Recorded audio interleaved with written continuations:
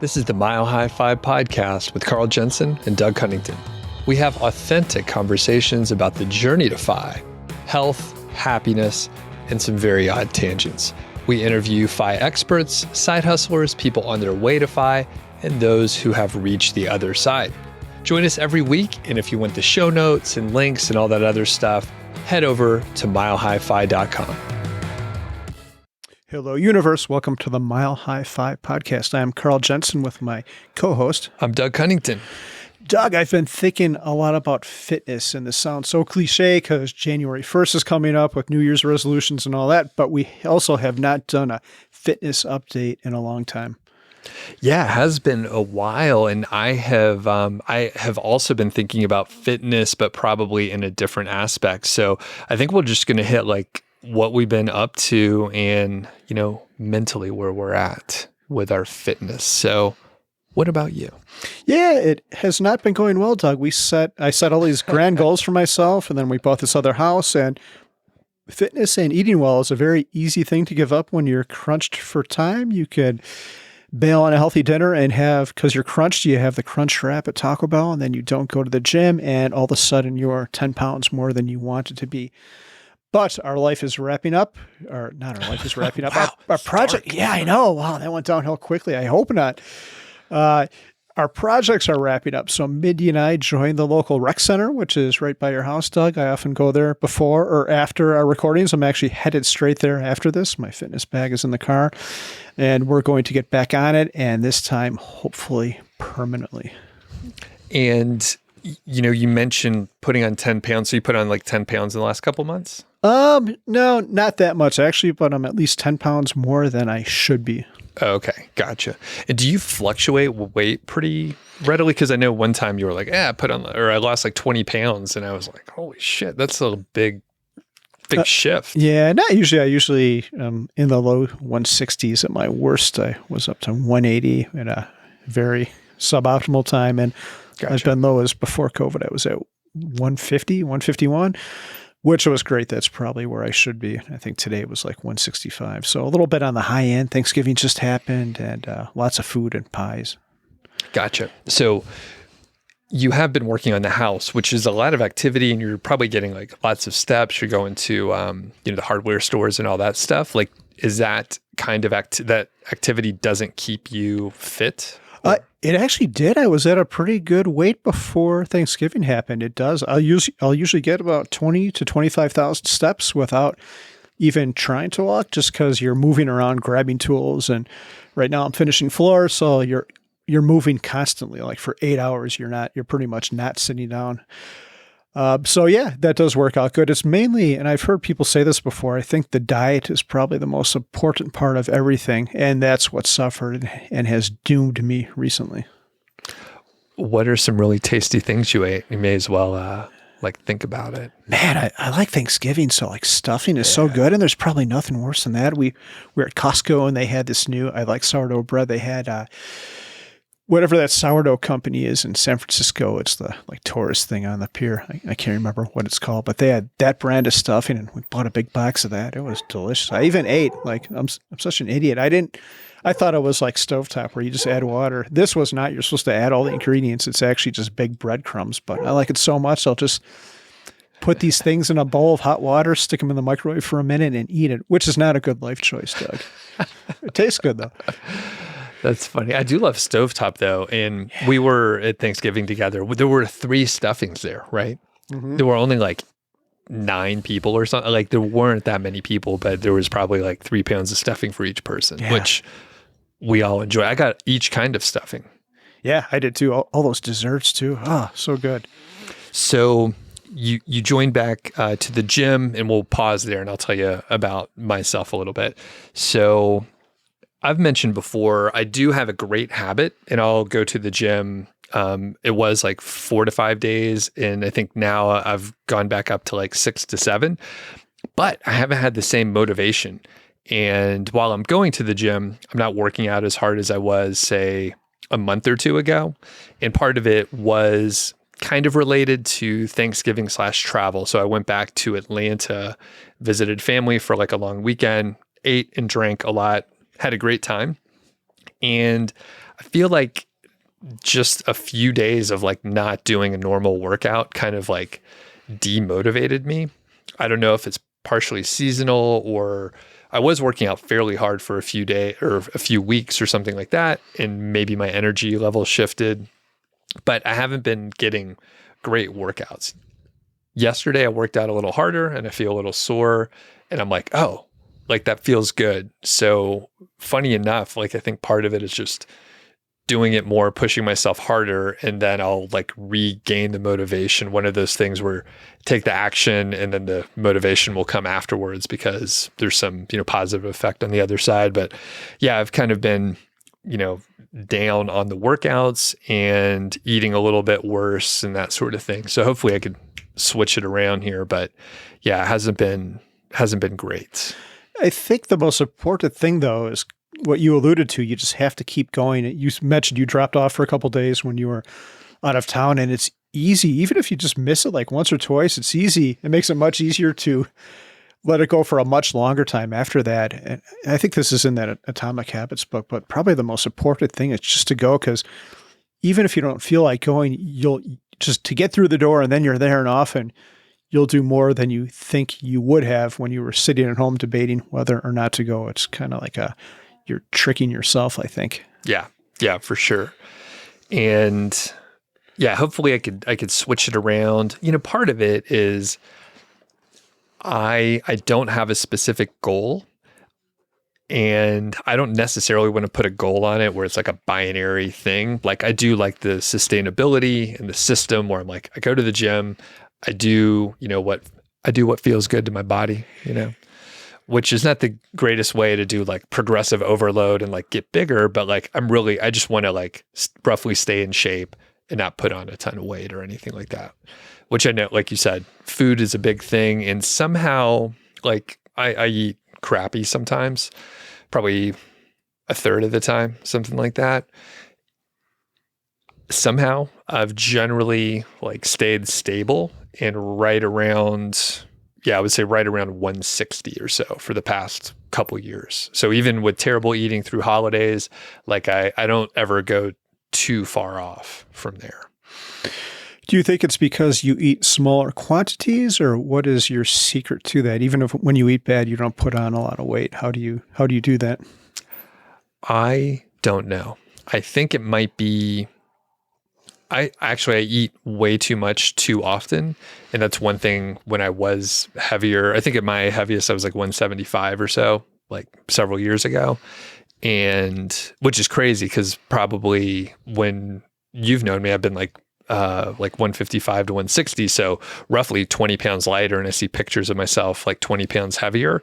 And like you could see just the roundness in my face and all that stuff. But anyway, I think it must be just me controlling the intake of food when I'm not eating the crappy stuff. So I'll still overeat and I'll still eat bad stuff and I'll still drink, but I must reel it back in enough to like stay in that sort of threshold right around 160. I don't know. Cool. Do you have any techniques that you're doing, or like, what do you, because you were like, food's a big thing. So how are you controlling that?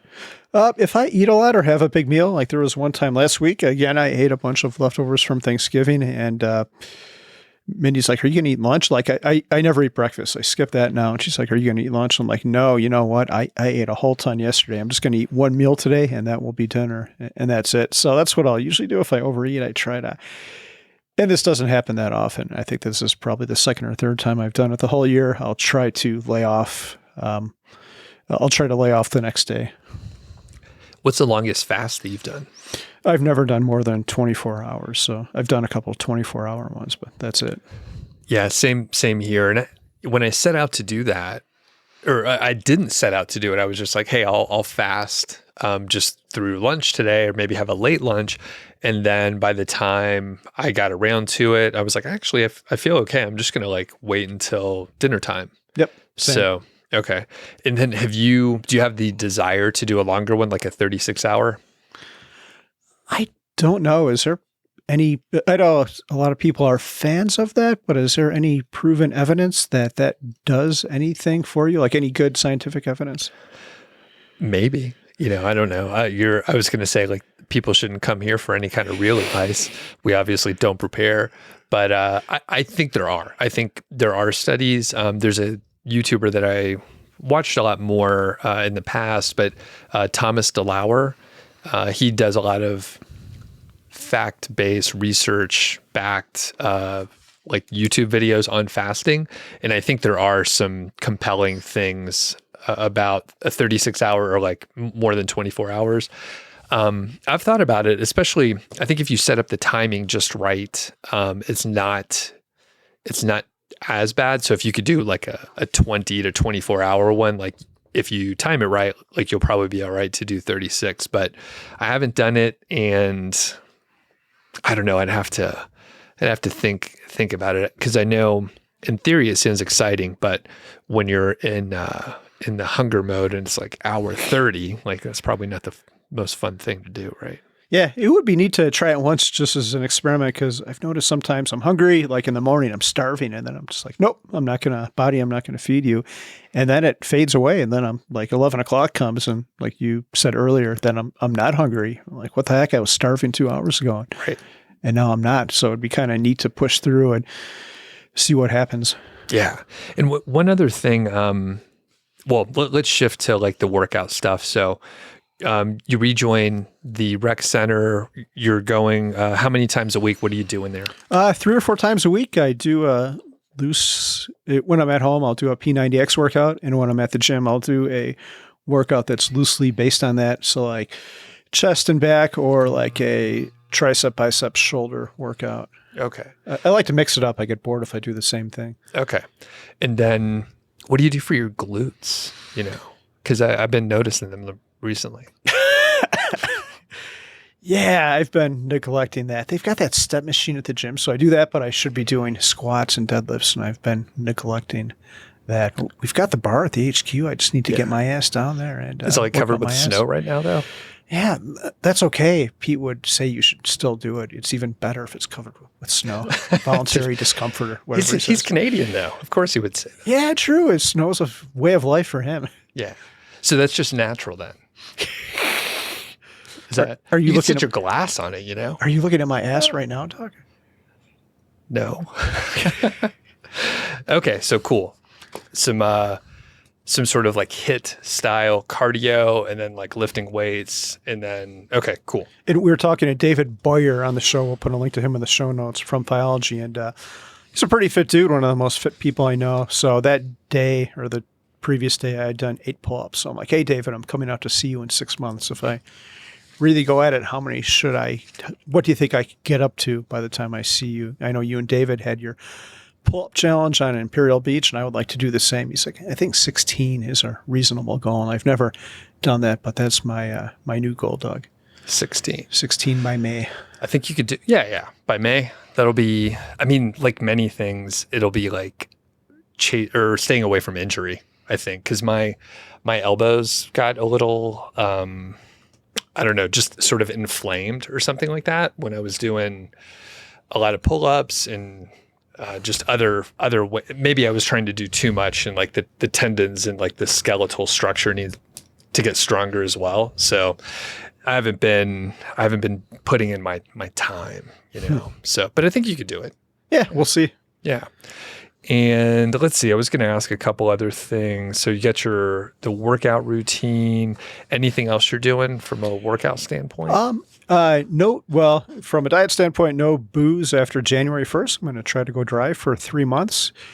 And from working out, just being consistent. Just I also want to do the 5K, the Shoes and Brews 5K. I missed the last one. I'd like to do that and do a sub 30 5K, which I've done once in my life, but I don't think I wasn't in great shape when I did that, so I don't think it would be too hard to get back to that.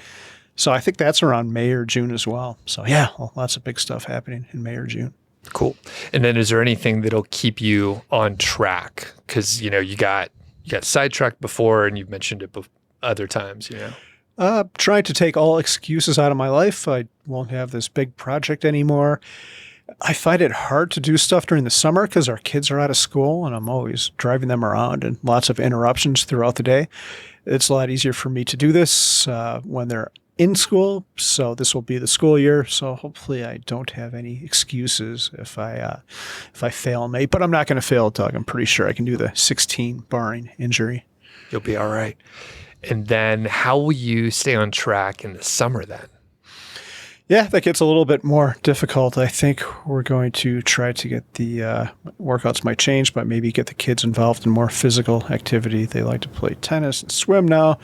So maybe do more of that and do more of that stuff as a family. My younger kid just said something to me 2 days ago that shocked me. There are words I never, ever thought would come out of her mouth, but then they did. Those 4 words were, "Hey, Dad, can we go for a hike?" Like usually you say we're going to go for a hike and she has a fit and goes nuts, but she actually requested it, which shocked me. So maybe she's turned a corner. That would help me too. What sparked the interest?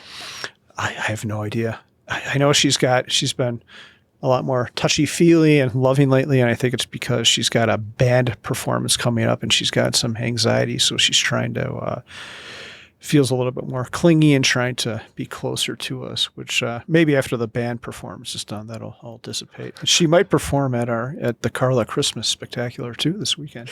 Oh, really? That's cool. That's cool. Well, as we wrap up, I was just trying to think about like I said, I don't have any specific fitness goals, but, one thing when we talked to David, he was talking about his fat percentage and really just body composition. And I think that's what I'm more interested in. But that said, David talked about getting down to about, I think, 10% body fat, and his goal was like 7%, which is not sustainable, and maybe 10% is. David's in great shape, and I haven't actually gotten like a DEXA scan or any sort of, full body scan to get my fat percentage. But I think, from the scale, it's kind of accurate. I think I'm at like 13 or 14% or so. It varies quite a bit. I've seen it as low as 12 to 16 in recent months or whatever. But basically, I feel like I'm in a decent range, and just maintaining is fine, because once you try to get to 10%, you have to really watch your diet, like really close, like most, probably 90% of your meals or more. And you really got to stay on top of it. And I'm like, I don't really want to do that. So do you have any thoughts on that? Because I'm kind of just in a good maintenance area, and it feels, it's not as hard to maintain once you get there, basically. No, I think that's pretty great. And like your body's in decline after your late 20s, right? So if we could just stay at the same health for like another decade or two, I think you're doing great, because actually you're doing more than you think you are, because your body isn't as good as it was. So if you can keep doing that same thing as you grow older, I think you're actually gaining. You just don't know it. It doesn't seem like it. Thanks. And I wasn't fishing for that, but it's like such a nice spot to be. I'm like, oh, what should I work out? But I don't want to chase something for like no reason and then like generally be unhappy, because I do like to eat. I like to eat stuff. Yeah. I love pizza. Oh, pizza's so burgers. Good. Yeah. All that stuff. All right. So after we finish up here, can you please show me what you do for your glutes? Because I know you do something. I will. I'll take my pants off and give you a first-hand show. That is not necessary this time. You seem to. I thought it was beneficial to you last time, Doug, but okay. Fair enough. All right. Well, thanks, Carl. I know you're going to hit the gym here. And if people have questions or thoughts or concerns, you can shoot us an email, carl@milehighfi.com, doug@milehighfi.com. And we'll keep doing some, maybe like quarterly fitness updates or so. Yeah. Thank you. Thanks for listening to the show. That was the Mile High Fi podcast, and I'm Doug Cunnington, the balder host, and Carl Jensen is the cool, sexy one. If you dig the show, please do 3 things for us. Number 1, tell a friend, a family member, an enemy about the show. We really don't care who you tell. Maybe forward them a specific show that you know that they will like. It's the single most helpful thing that you can do to spread the word. It's like giving us a virtual high five, and actually we don't give high fives in person, so the virtual kind's pretty good. And more importantly, your friend or family member or even your enemy will appreciate the fact that you were thinking of them.